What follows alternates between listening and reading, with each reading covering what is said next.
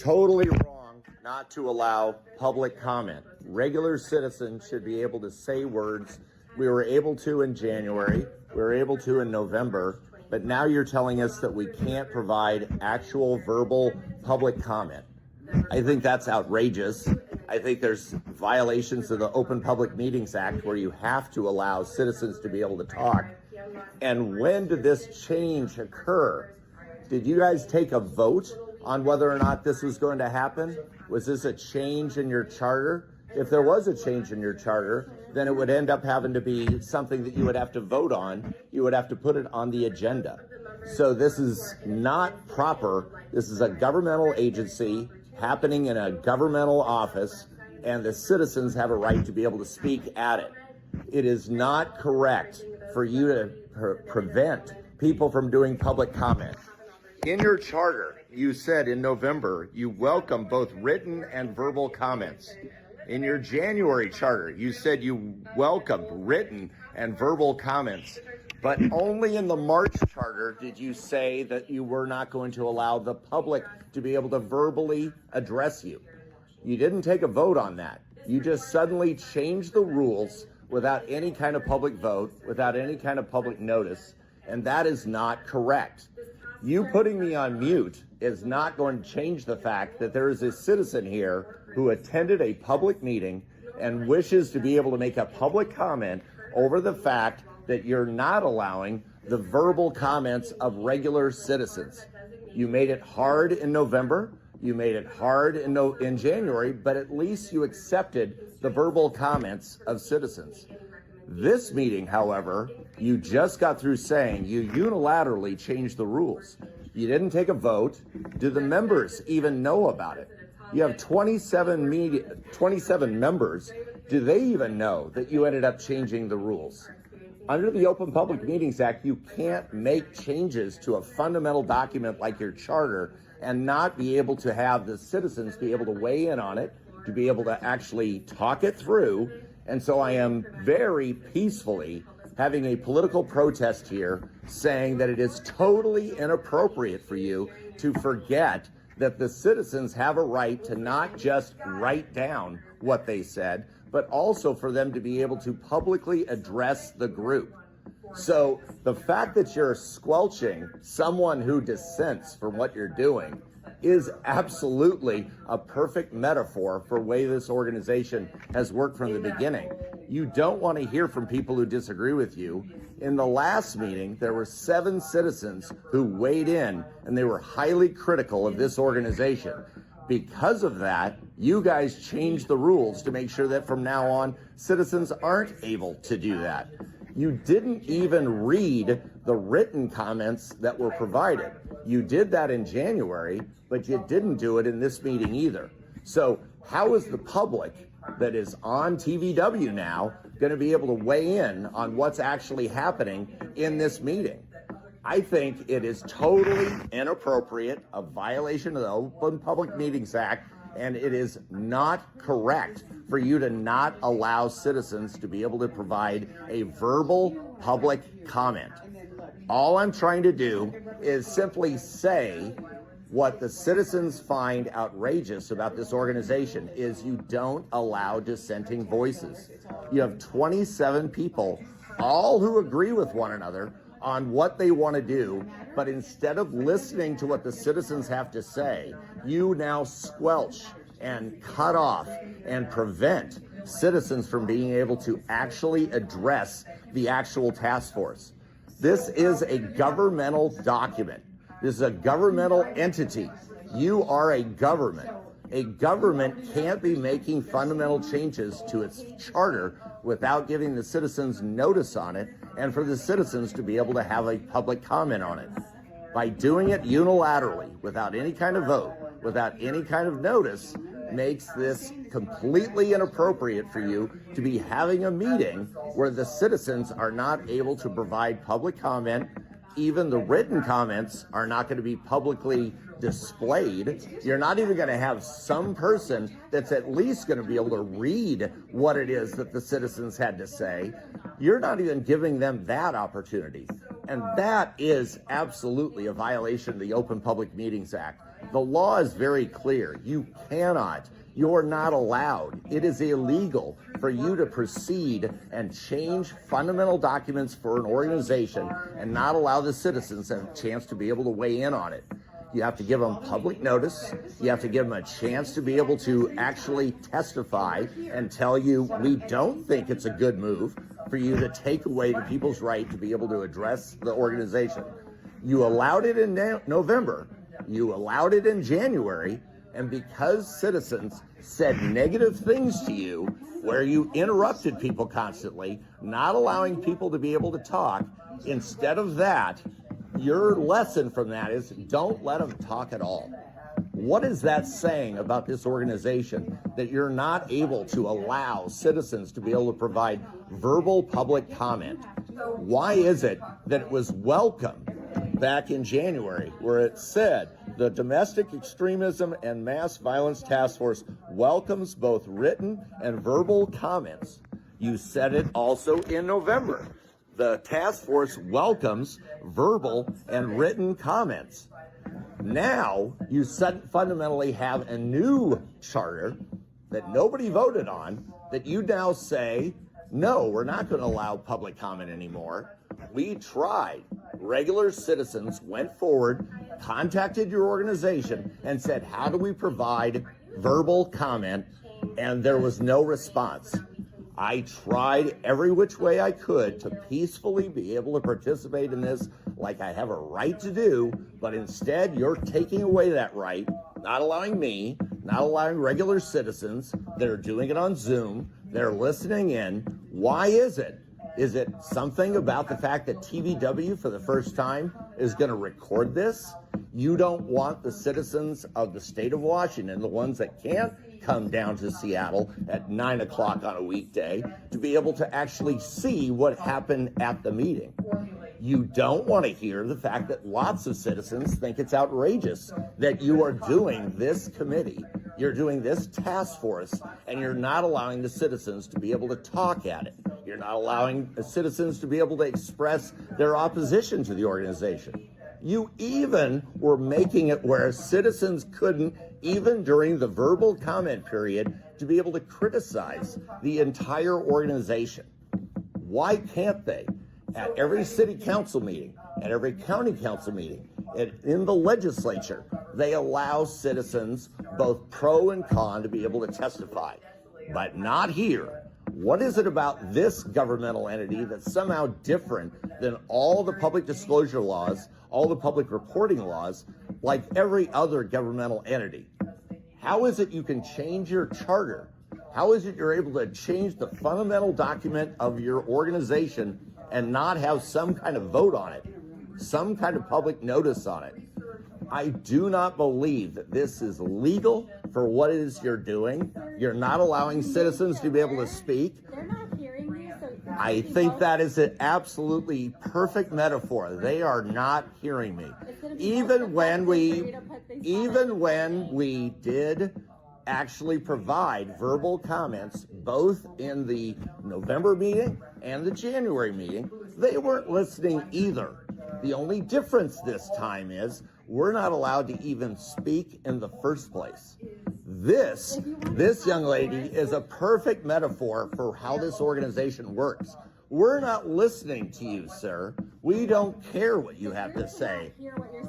I think it's very important for the citizens in a public building, for a citizen to be able to express their complete opposition to an organization that is violating their own charter, violating the state law on the Open Public Meetings Act. It is totally appropriate for a citizen who helped pay for this building to be able to express themselves, which is exactly what I'm doing. You're getting paid the same whether I speak or not, so I don't know what your problem is. The reality is, however, that if you want this to be shouted down while I'm actually speaking is absolutely the problem. You read the written comments at the January meeting. You read the written comments in the November meeting, but in this meeting where you said you were going to announce received public comment, they did not do that. They didn't read what the citizens had to say. They weren't willing to actually even read the fact that people submitted written testimony.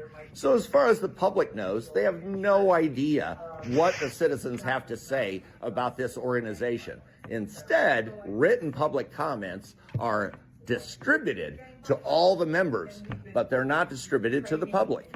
When you look at the meetings, minutes of every single meeting, the first meeting in November, you actually listed the individual people who actually testified. In the January minutes, you didn't name them. All you said was the quantity of people that provided verbal comment and written comment. Now, you're not even saying how many people provided written comment. You're not reading what people said in their written comment. And because you guys are saying, well, we're not hearing you, it is no different in this meeting as it was in the January meeting and the November meeting. But at least in those two instances, citizens could address the organization, the members, and yes, they didn't like hearing citizens saying something negative about them. You're now a governmental entity, and the citizens have a right to be able to criticize a governmental entity, especially in this case, where they're violating the Open Public Meetings Act, where they changed their charter without citizens having an opportunity to be able to weigh in on it. Nothing on the agenda for March says that you guys are going to change the rules and not allow citizens to be able to provide verbal comment anymore. You only say, well, we're only going to allow written testimony. Okay, but when I asked to be able to do that, no response. This organization is set up to immunize itself from any criticism, immunize itself from any dissenting voices. All 27 members all agree. The problem is one side of the political equation is a threat. The people on the left are not a threat. All we're trying to do is do what citizens are allowed to do in every city council meeting, every county council meeting, in the legislature, is to be able to have time to be able to provide verbal comments to their representatives. Here you have 27 people who are going to be deciding the outcome of this thing, and they're not hearing us. As the young lady just got through saying, the group doesn't hear you. The citizens in November said things that clearly they didn't listen to. In January, they said and expressed their opposition to the organization, saying that there are fascist tendencies where they're trying to squelch dissenting voices.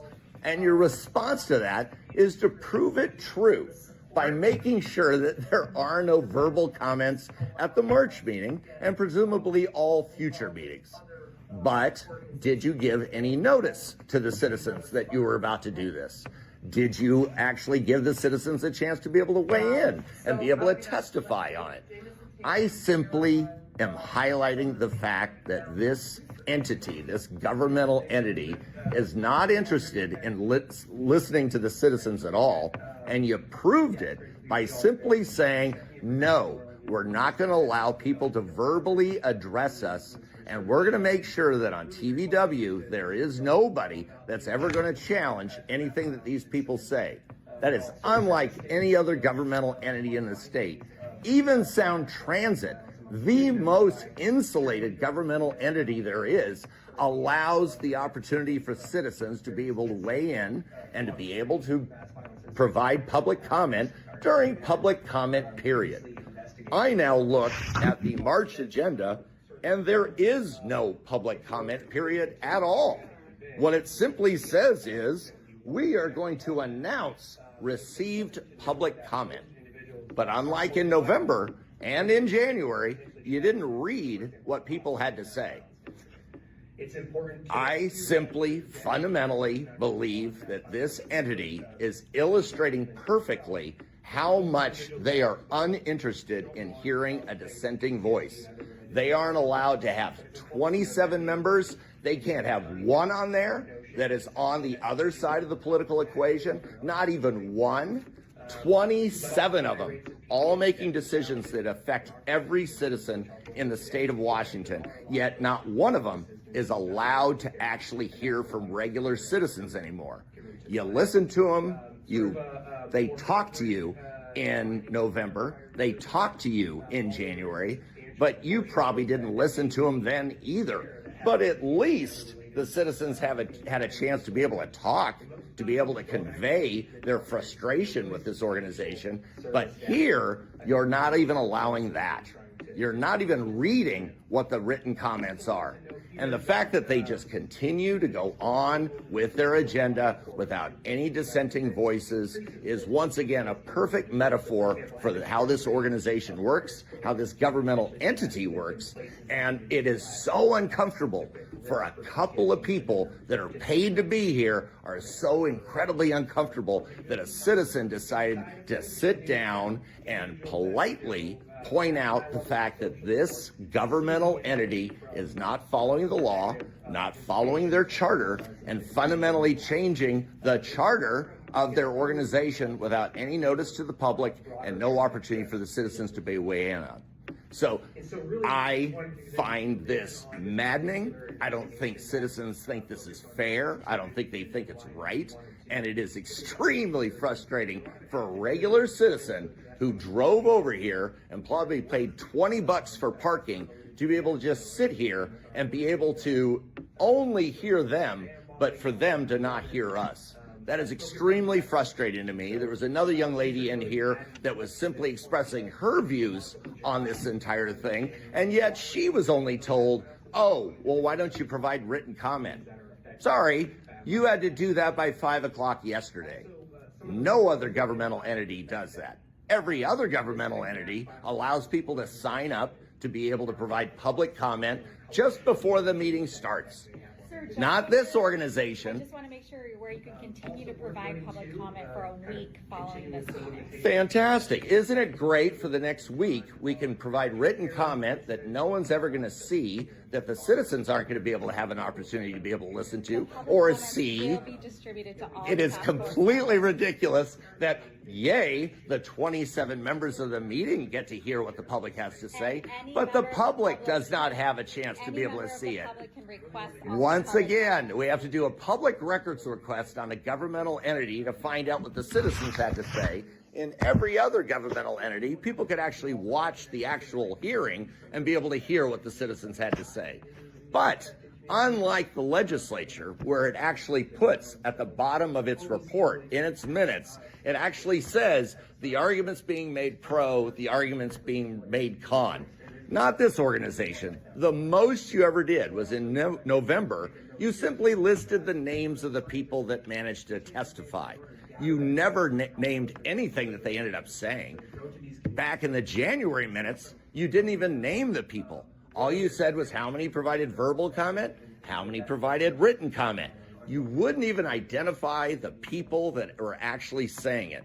You didn't even let them be able to have their words actually conveyed. If you provided written comment, you guys actually at least read it. In this particular meeting, in March, you're not even reading the written comments publicly. It's because TVW is recording this. TVW only does recordings of governmental entities. This is a governmental entity, yet it's not acting like one. You're not doing anything that any other local government or state government does, and that is refusing to be able to allow regular citizens to be able to get a minute and a half, 2 minutes, some amount of time where they can verbally convey how they feel about it. On TVW, you can watch any public hearing down in the legislature, and you get to hear the citizens saying pro and con things about the bill. Not this governmental entity. I simply don't understand how TVW with a straight face can record a meeting that is clearly violating what every other governmental entity has to do, and that's to comply with the Open Public Meetings Act. And under the Open Public Meetings Act, you're not allowed to make fundamental changes such as laws, such as statutes, such as ordinances, without giving notice to the citizens, to allow the citizens to be able to weigh in on it, for the citizens to be able to be notified in advance. Imagine what the reaction would have been if you guys had put out a opportunity for the citizens to know that at the March meeting, you're not going to allow public comment anymore. We're going to listen to the citizens on whether or not this is a good idea or not. You didn't do that. You didn't allow regular citizens the opportunity to be able to do that. You didn't give them any notice whatsoever that the citizens have every right to be able to weigh in on such a fundamental change of your organization. Instead, I heard Jamie simply say, we changed it. Do the 27 members even know that it was changed? Did they take a vote? If they did, then they ended up taking a vote where the citizens didn't have a chance to be able to see it. What if the staff did it but didn't tell the 27 people and they did it unilaterally? You have staff members unilaterally changing the charter? You guys can do that? At the state level, in order to do a constitutional amendment, you have to absolutely have a 2/3 vote in the House and the Senate, and you allow the people to be able to vote on it. In this case, you have a staffer fundamentally taking one thing, changing the fundamental document of your organization and simply saying you're not going to allow the citizens to be able to actually be able to publicly comment anymore on what's happening at the meeting. I don't believe that that is possibly can be legal. How is that not a violation of the Open Public Meetings Act? How can you possibly go forward with a change in your charter, in your own constitution, in your own founding document, and in November you say, we welcome verbal and written comments. In January, in your charter, you say you welcome verbal and written comments. But because at the January meeting, you had people verbally criticize this organization and the members of it, all because of that criticism, you've now changed your charter. But I can't say you, because it sounds like the 27 members didn't take a vote on it. It was some staffer and the Attorney General's office saying, we're changing the charter. I cannot imagine any other governmental entity being able to unilaterally, by staff, changing the fundamental document of a governmental entity. How is it even possible for you guys with a straight face be able to say that this is a governmental entity that is subject to the Open Public Meetings Act, and yet here you are making sure that no regular citizen is heard by the 27 people who are going to end up making decisions that are going to affect every other citizen in the state of Washington. This is so wrong what you're doing. You're refusing to make sure that the citizens, not just me, I'm talking about regular citizens stepping forward and being able to testify and be able to bring forward rightful, legitimate criticisms of this organization and the direction that they're going. And here you are changing the charter of your organization, not by a vote of the 27 unelected members of this task force. Instead, I'm told, based on what I just heard, that the staff simply changed the charter of the organization. Once again, back in November, you said you welcome both written and verbal public comments. That was in the agenda, and it was also in your Constitution, in your charter. In January, in your agenda, you said in January, we welcome both written and verbal comments. You said it in both the charter and also in the agenda that the citizens, you welcomed their written and verbal public comments. You clearly don't welcome it now, because you learned in November and January that there's a lot of citizens who have verbal comments that you disagree with, that you don't like being criticized. You don't like citizens pointing out all the members by name. What's wrong with that? Citizens should have every right to be able to call out by name the people that are on this task force and say they are all in the same camp.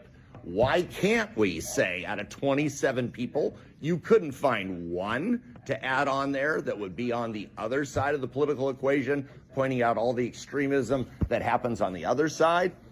No, you had to have 27 people all agreeing and saying the same thing, all pulling the same boat, all rowing in the same direction, no dissenting voices. But at least in November and December, you allowed citizens to be able to express themselves verbally. 60 seconds. Not here. You couldn't even give 60 seconds for citizens to be able to do so. I have talked for 25 minutes, and yet throughout that 25 minutes, I was just told not one of these 27 people heard a word I said. They didn't listen to a word I said because the staff of the Attorney General's office made sure that they did not hear any dissenting voices. They unilaterally made a decision that we're going to change the charter and we're not going to allow citizens to be able to verbally address the 27 people that are all rowing in the same direction for us to point out we don't like the direction you're rowing. We think that maybe you should have a little balance in your organization. Why don't you simply allow regular citizens to at least be able to come in here, spend $20 for parking, and be able to actually be able to address you? Why not on Zoom? Even during COVID, you had citizens being able to weigh in at city council meetings, county council meetings, and the legislature and provide criticism and highlighting the flaws in various bills.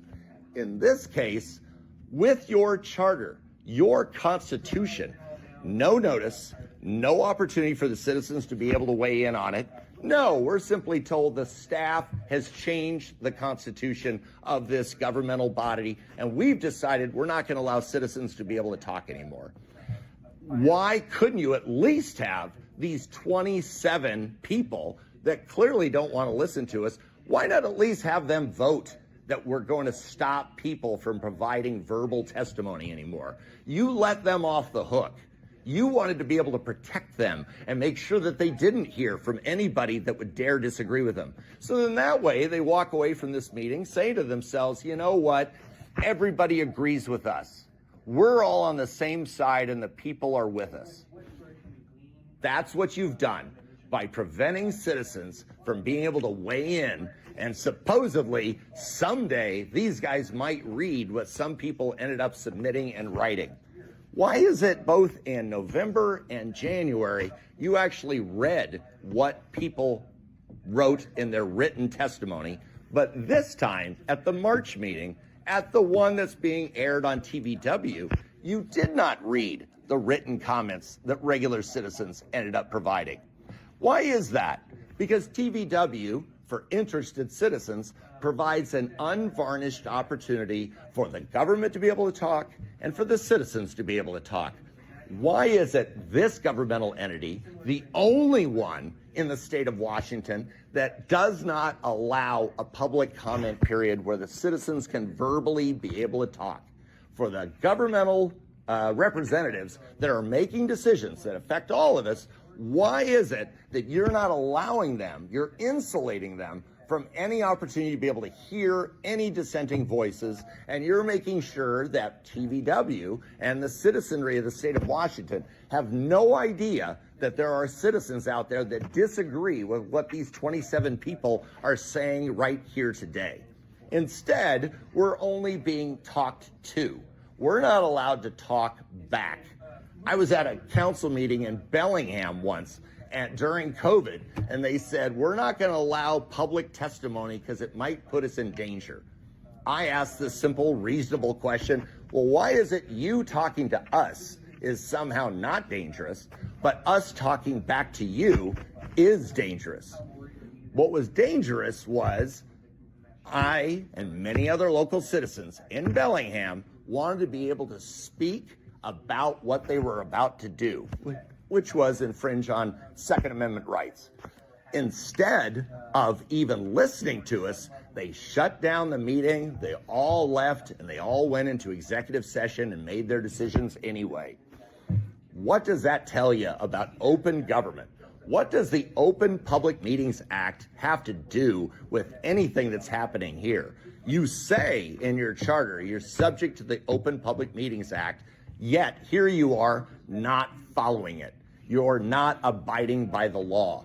You're not allowing citizens to be able to have 60 seconds, 2 minutes, 3 minutes, some amount of time for them to be able to actually say something to the people who are going to make decisions that are going to affect everybody in the state of Washington. I simply don't understand how in a public building where you're having a governmental meeting, where a government is stepping forward and making decisions and listening to presentations from other people, why is it you can't hear from regular citizens who simply want to be able to step forward and say something that dissents from the people that are saying the things in the formal testimony? They get 10, 15, 20, 30 minutes to be able to give their presentations, and yet once in a while we get 60 seconds or 2 minutes. Well, I'll take 60 seconds or 2 minutes any day of the week compared to what's happening here, where they're telling me, the AG people here are saying no one on that board, all 27 people, aren't hearing a word I'm saying.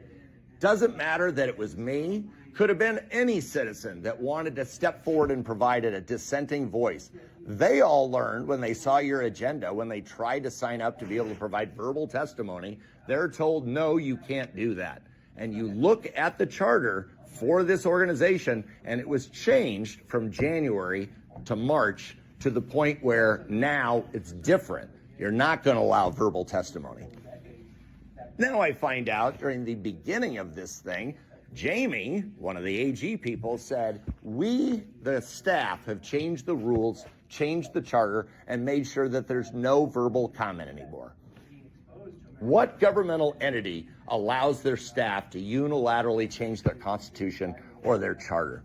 This is beyond wrong that you're doing this. You're doing a governmental action right now.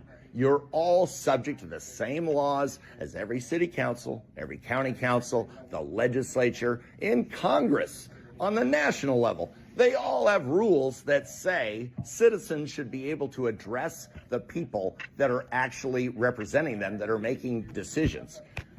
But also, citizens are allowed to listen to other citizens that are testifying on this legislation. It's not all about these 27 people hearing from the public.